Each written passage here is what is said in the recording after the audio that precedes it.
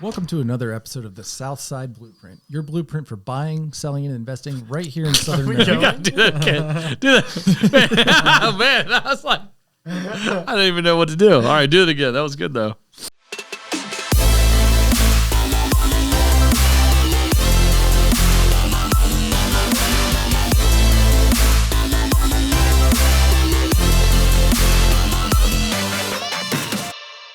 Welcome to another episode of the Southside Blueprint, your blueprint for buying, selling, and investing in real estate right here in Southern Maryland. I'm Aaron Kraling with the Southside Group Real Estate, joined by Justin Teedy and Billy Rabbit.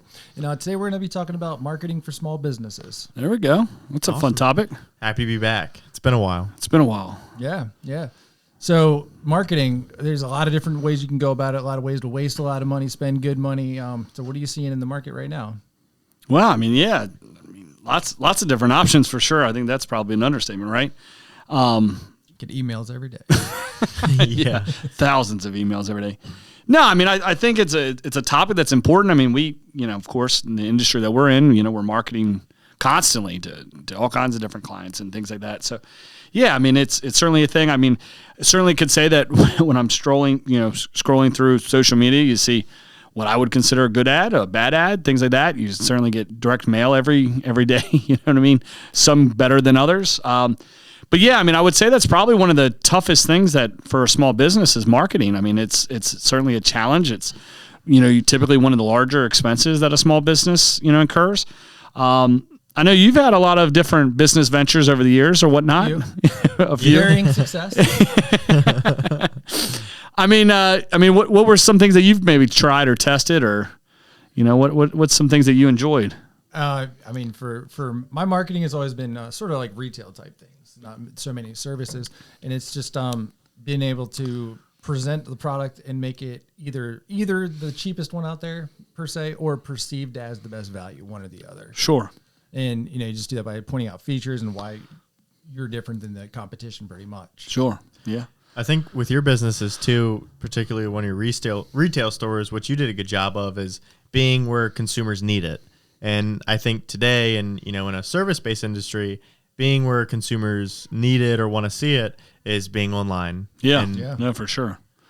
So I think it just plays into how important it is to have a online presence. And really marketing today, it's not always just like paying for ads or paying for ad space. Some of it's too just making sure you're consistent on posting reels. Sure. Yeah. Did you guys ever see that movie, the Futurama movie, where everything was spam? Did you ever see that? No. It was in the future, and it was showing the future of the internet, and everything's spam. And it's kind of like where I feel like we're at. I mean, we're close to it. I mean, I feel like we're close to it. I mean, I certainly think that there's so many imposters out there where it's certainly tough to dictate what's real, what's not real, things like that. And then it's crazy. It's like, Meta will get like will build out your profile of what it thinks that you like. And all of a sudden you are like bombarded with like all kinds of ads. And it almost makes me like kind of laugh sometimes too, because I'll see like an ad that's like totally off base for that. But I'm always like thinking, I'm like, why did they send this ad to me? And I'm like, oh, I know why, because they got this keyword wrong, or you know what I mean? Or it's just like a different interpretation of what they were thinking, like what I was as a consumer. But yeah, it's certainly wild. And, I would certainly say that too. I mean, I think, Justin, like you said, consistency is probably the key for most companies, most small businesses or whatever. I think it's also too, I think so many small businesses sometimes fail in the aspect of trying to be all things to everyone, you know what I mean? Instead of just being kind of find your niche. Yeah, for sure. I mean, I think that's important. I think there's so many different ways. I mean, to a point that, I mean, we advertise on Meta and, Google and different platforms all over. But, I think it's about being consistent or whatever, but then also too, I think it's just about making sure that whatever message you are delivering is nice and clean and that the consumer can understand like what it's getting, or, why it should reach out, or why it should do this, or whatever it may be. So I know we've got some really good, I say good, we've got some pretty good marketers here in Southern Maryland too. I mean, you certainly see the players, for sure. There's some names that certainly come to mind when you think of marketing and ads and things like that. There's certainly some that stick out. But there's also too, I feel for some of them because especially in like the service-based industries, I feel like so many of them get taken advantage of where, maybe it's an HVAC company or some type of contractor or whatnot, and they're trying to market or they're trying to do something, and they're getting bombarded and kind of sold the hopes and dreams, what reality really is or what the return on their investment is, and they have no idea. And you just see the ads that are produced for them. They're paying a premium for these ads, and I mean, they're just awful. No call to action, no real message. I mean, it's just, I don't know. It would be like the third-party company putting out those ads? 100%. I mean, it's just like the real estate industry, right? So, I mean, how many emails and text messages did you guys get today about selling us leads or SEO or this or that? Or that's the you thing. Know what I mean? They're trying to sell, making it easy for us. I can tell you. Let me get the V8 account real quick. Right, yeah, exactly. I think everybody's searching for the easy button. I know, especially in our industry, we see that a ton. You know what I mean? But it's tough. I mean, it's tough, and really marketing. Whenever I talk to a new agent, we talk about social media or we talk about, their online presence and things like that. To me, that's the billboard, right? That's the billboard. If somebody goes, you got to have a billboard where somebody, hears your name or they see you or whatever it may be, and then they can go and they can look at you. That's their billboard. That's the marketing piece of it. But certainly, posting on Instagram or posting on whatever, it's not necessarily like the whole marketing, or it shouldn't be the whole marketing strategy, in my opinion. It's like attention towards you. Yeah, it's difficult, you know what I mean? Because if you're posting on Facebook or whatever, and you get 3 people to engage with that post or whatnot, it's difficult to get your message out, right? I mean, but if you had that and that complemented a whole bunch of other different marketing pieces, like direct mail, we send out a lot of direct mail. I would say, from the early days of when we sent out direct mail, where literally, our team sat at an office in Charlotte Hall and we literally stamped, it's true story. I think we stamped like 20,000. You can ask Rito. We stamped like 20,000 postcards by hand. How many sales did you get? Huh? Surprisingly, it worked really well. I mean, we were consistent. I mean, there's neighborhoods that I've maybe sent 30, 40 mailers to. You know what I mean? It's just you have to be consistent. You know what I mean? I mean, that's the hardest part about marketing is that, you have a small business and you send out one marketing, one mailer, and you don't get any results. I think that on average, I think the statistics is like somewhere between like 8 to 15 times they've got to see your message before it really truly resonates with them. And sometimes it's just about timing. You know what I mean? That's why that urinal ad didn't work for my last business. Well, it's hard to sell lipstick, in a men's urinal bathroom, but no, I mean, it's certainly, sometimes it's about timing. You know what I mean? I mean, that's why these big companies spend millions and millions and millions of dollars to, the A/B test, everything. Yeah. I mean, so I don't know. I mean, for a small business, I think a lot of it is just doing it.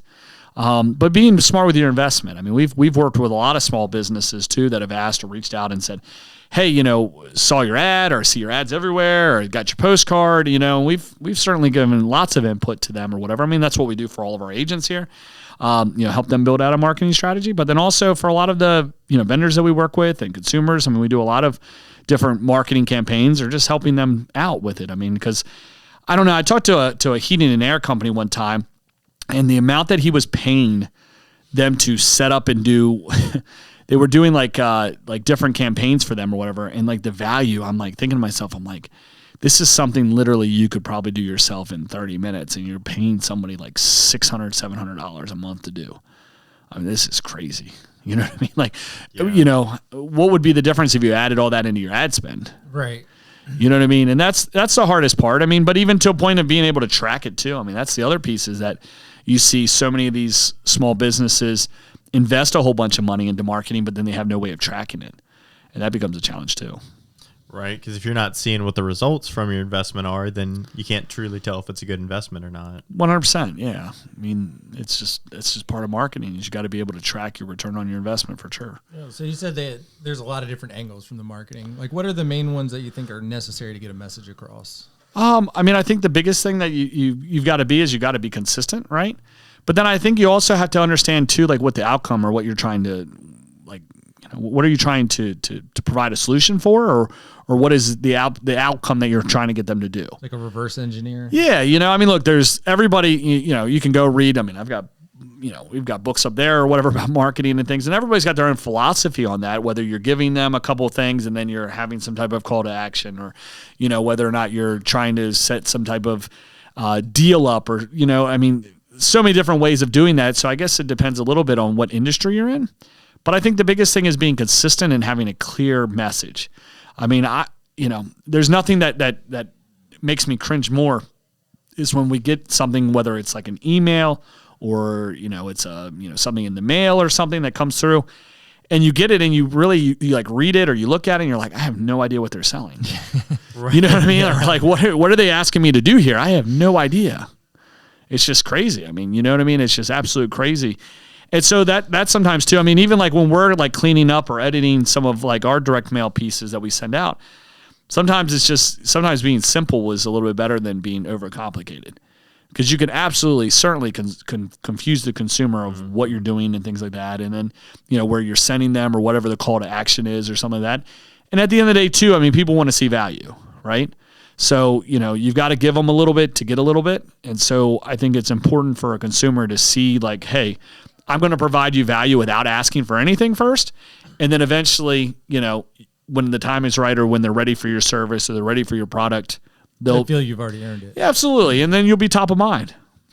And that's really, honestly, I mean, you think of like all the different social media ads and, we're just dopamine addicts. You know what I mean? It's just, so you're literally paying to be top of mind. You're being, one of those 1 to 3 spots in their heads, whether you're, hey, I'm hungry. What do I want to go eat? Okay. Well, what ad did I see today? That's why Coca-Cola still advertises. Yeah. Top of mind. Absolutely. I mean, it's certainly why you go into a gas station or into a liquor store and they fight over different spots in the refrigerators or whatever, because it's a science that somebody's going to walk in, and whether it's Pepsi or Coke in the first one or wherever the consumers are going to go first.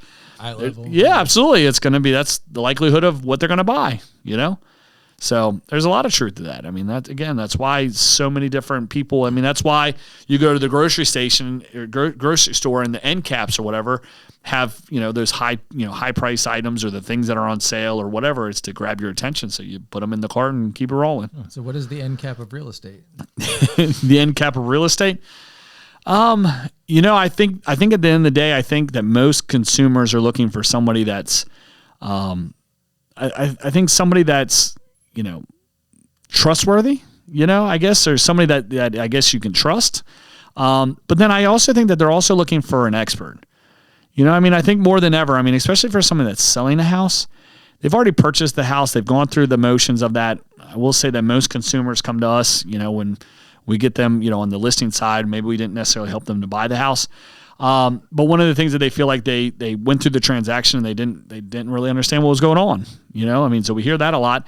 So I think at the end of the day, especially in the market that we're in today, is that most people want to have an expert to help them guide them through that process. And I think as long as the branding is message, that, and then when you show up to, have that, conversation at the kitchen table, I think as long as you're backing it up, you know what I mean? And it's not all these false claims, because look, consumers are smart. I mean, they really are. I mean, we're dealing with the most educated, or at least perceived to be educated, consumers ever, right? I mean, everybody has an answer, and then they're always fact checking you. You know what I mean? Yep. I mean, I can always tell when, I have a client that went to ChatGPT and is asking like the most off the wall questions. You know what I mean? I'm like, well, tell me about this. And I'm like, well, I know ChatGPT asked me to ask about that, but, we don't do that in Maryland. Like, right, it's something they do in Michigan or something, something totally off the wall.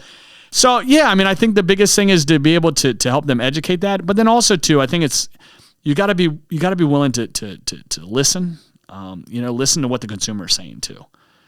Consumers typically speak with their actions. So you got to be willing to listen to them and to deliver whatever they're asking for, whatever they need. Gotcha. And those are a lot of the reasons that, like you hinted on before, like, yeah, all these technologies are going to come in. They'll take some jobs, but there's this human element that's absolutely needed. 100%. I think it was Mark Cuban. I think there was a video with Mark Cuban, I think a year or two ago, and he was asked about AI, right? And the guy was, oh, Mark, I think it was Mark Cuban. But he was like, oh, the AI is going to take over the world and it's going to take over all these jobs and things like that. And pretty much what he said, which I think is certainly coming to be true, is he felt that as a society, we were going to want the human element faster than what people think. And I think we're there. I mean, I really do. I mean, I'll get an email from somebody and I'm like thinking, I read it and I'm thinking to myself, I'm like, yeah, they ChatGPT'd it. You know what I mean? And maybe they didn't. It's just, maybe we're just like reprogramming ourselves that that's how we talk and that's how we say. I mean, I'm always telling my kids and, everybody now, like, before you begin this task, do you have any questions for me? Like, You know what I mean? Like, I'm like prompting now as I speak to people. So I think there's a lot of that, but I think at the end of the day too, like, you call into one of these companies and you're getting an AI assistant, and which is really cool. And I think there's a place for that, right? I think there is a place. And yes, I certainly think that jobs will go away, but I also think that at the end of the day too, like there's a certain bank that we bank with or whatever. There's two banks that we bank with and, they, two totally different experiences, right? And we deal with them for two totally different reasons. If I have a problem or if I have something that I want to get accomplished or a situation that I need to get done, I'll go to bank number A or whatever because of the fact that I know I'll be able to speak to a real human. Yeah. They'll be able to understand what my problem is. We'll be able to talk through and I'll be able to explain my problem. And they'll be able to get it done for me. You know what I mean? And fairly painless, right? But the challenge with bank B is that bank B is one of the larger banks and is very technology driven. And they just make things a little bit more simplistic when it comes to the automations of things. Mm-hmm. We'll spend something, we'll our business account, and all of a sudden everything's automated in QuickBooks like that. Boom, perfect. You know what I mean? Where Bank A just doesn't have that technology right now. You know what I mean? So it's like I feel like there's going to be a need for everything. You know what I mean? But it's just amazing that we're humans. You know what I mean? I mean, it's like the whole point of like you park at the grocery store, you park in the very back. No cars to be anywhere seen or whatever. And all of a sudden you go into the grocery store and you come out and there's a car parked right next to you. We're just like humans are, we are just like, we just want to be next to each other. We want to talk to each other. You know what I mean? They liked my dented up Lexus. Yeah. You know what I mean? Yeah. You're the one that parks next to me or whatever and slams your door in the side of my truck. Yeah. I mean, it's just like, we're just by nature, we like to be social, you know what I mean? And so I think that, as these things, I mean, I'm always forever yelling at my phone, like, zero operator, like I want to talk to an operator, you know what I mean? I mean, I'm not getting it anywhere, so hopefully they record that. It doesn't work anymore. No, it doesn't. Yeah. But yeah, it's just weird. I mean, yeah, we're just technology. Yeah. We like to be social, man. We're social creatures. I do think there's a important part of the human element involved with things still because, for example, the insurance company I have for my house and my car, the main reason I stick with them is because they're one of the companies where if I call, somebody picks up the phone. Right. Yeah. If you call some of these big name brokerages, it's like calling, then being directed, and you have to go through the call queue, and it's like 20 minutes just to get to a human. My insurance is the same thing, actually. My guy, he said, "Now, Aaron, I work in the gray area. No AI is going to do that for me." I'm sure of that. No, but I mean, there's a lot to be said there. I mean, there is. You know what I mean? When you're able to talk through things and to humanize, there's a lot to be said for that. And I still think that at the end of the day, in many industries, they want to talk to an expert. And I think what it's going to come down to, and as we continue down this AI revolution of consumerism or whatever you want to call it, I think there's going to be eventually consumers will have to decide, are they willing to pay less costs for something, you know what I mean, and have worse service, or are they willing to pay a premium for it and get the human to answer the phone? Netflix versus Blockbuster. Yeah, I mean that's yeah. I mean certainly there, but I think that's probably not. I would probably argue or whatever. That's probably not the best solution because I think that at the end of the day, Netflix was making things very easy. Right. You know what I mean? You know what I mean? But let's not forget Netflix started off where you had to go. You had to select what movies you want. And they overnighted it. It would take a couple days. Yep. You would have to do that. Then it'd get lost in the mail or their online sucked when they first 100%. So it wasn't great originally. You know what I mean? They had to adopt or whatever to figure out what their niche was going to be. House of Anna. Yeah, right. Yeah, exactly.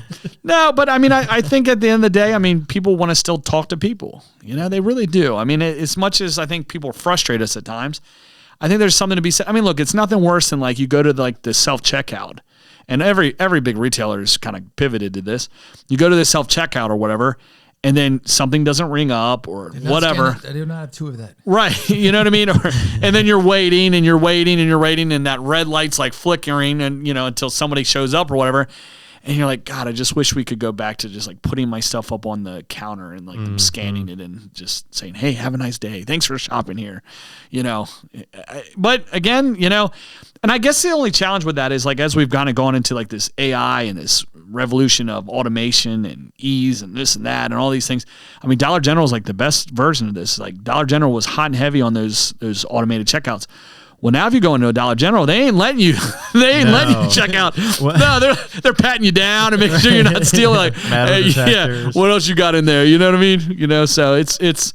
I don't know. I mean, I think that's probably a good story to show. Like, not all of that stuff is going to stick. Well, I think the self checkouts, and I was thinking this earlier, is a perfect example of kind of what we could see in some industries as AI starts to take over, quote unquote, where it seems like a great investment at the beginning, but like with self checkouts, they're so expensive to maintain, and then they still need so much human interaction, right? Like with people coming over, that it doesn't save nearly as much because you still need laborers, and then you now need a mechanic for a super specific $30,000 machine, that is going to break. And 1 out of 5 people's. One for you, one for me. Right, yeah. Exactly. With the self-checkouts, the stealing is so bad. Then you got to bring a cop on duty to, arrest everybody that's stealing. No, it's I don't know. It's going to be interesting. I mean, I think for a long time we've seen I think everybody's seen the video of like the Amazon store where like you go and you pick up anything off the shelf and then as you like one in North Carolina. Yeah. So, I mean, it's but a cool I mean, idea. Yeah, it's a cool concept, I guess, but at the end of the day, I mean, you're just expecting everything to be flawless. Yeah, I had questions at that store and I couldn't get them answered. I saw some reviews, but right, yeah. I mean, think about how crazy it is to like go to like Aldi, the grocery store, and you got to put your quarter in to get your cart. You know what I mean? Like, right. But I mean, it's just like one of those things of just like, I mean, even that like people like complain about. So imagine like you get into like a big retailer like Walmart or something, and like there's nobody in the store to answer your question or tell you where something's at. I mean, you can leave your cart in the. My biggest pet peeve is that people say you have to pay for carts at Aldi. Right. You don't. If you put it back, you don't. Right. Yeah, exactly. Right. Maybe we should come out with like a Southside group like coin, for the lazy Aldi shopper. Cart. Yeah, exactly. That's a good idea. Be good marketing. Marketing's good marketing. So no, I mean it's I know we kind of went on a tangent there or whatever, but no, I mean I think marketing and small businesses and things, and look, that's why we do the Southside Blueprint is we've had a lot of small businesses on here because it's tough. I mean, a lot of people don't know how to make content or don't know what to say, or they're scared to get in front of the camera, or they don't know the messaging and things like that. And so I mean, that's part of why we've done a lot of the things here at the Southside Group is to try to help out small businesses because it's tough. And I've been on I've watched so many different businesses or marketing agencies or whatever you want to call them take advantage of a small business owner just because they don't know. They know they need to market. They know they need to run ads. They know they need to get in front of consumers, but they don't know how. And then somebody goes and they sell them snake oil, and it's not any it's nothing close to what they thought. And that's burns them out, or I mean, so many times that we've talked to a small business owner and they've decided not to market anymore because they had a bad experience, which is not the right answer either. Yeah, it's a hard balance to find too, like where you're getting the return that you need, the exposure that you need, but not going bankrupt. Yeah, no, for sure. And it certainly you can get to a point where you can overinvest in marketing too, where sometimes it's just maybe just as simple as being consistent with whatever you're messaging for free. Right, for sure. Sorry. So another thing that's going on here at the firm, Justin, you're doing something called the Southside Happenings right now, and it's kind of a way we're doing some marketing locally with other small businesses, helping them out, helping everybody out. Tell us a little bit about that. Yeah, absolutely. So it's something we started doing a couple months ago now, and really what it is just each week we're going through and highlighting some of the local events happening in each county in Southern Maryland each weekend. We kind of just go through, find some cool events, some unique ones, just because, everybody says there's nothing happening in Southern Maryland. So one, I like to show them that there is quite a few things that happen. And then there's also a lot of unique events that, not as many people know about. So it's a good opportunity for us to highlight those, draw people's attention to them. And then, we've even had some businesses reach out to us, say like, hey, can you highlight this? And so there's always opportunity for that as well. All right. What would somebody do if they maybe wanted to be on their company? No, absolutely. They could send me a message personally or reach out to the company, and we'd love to highlight them. Yeah, find us on social media or whatever, or visit our website, exploremarylandhomes.com. So, yeah, either way, look, we've always been committed to that, and the Southside Happenings is just another portion of that. What we're doing here with the Blueprint is that too. So, yeah, we would love, anybody that, small business, if we would love to, sit down, chat, have you come into our office. Look, we're an open book when it comes to marketing and things like that. I'll certainly share the things that I've seen it work, what hasn't worked, things like that. And we love to get connected with local businesses. That's honestly, I feel like we all grow together. Us being locally owned and operated, I think is super huge and super important to us. We love giving back to Southern Maryland. So cool. Well, if any of that interests you, your small business, you can get some information in the comment section below. Absolutely. Awesome. Well, guys, this has been fun. Yeah, man. Another good episode. There we go. We're getting good at this. Something like that.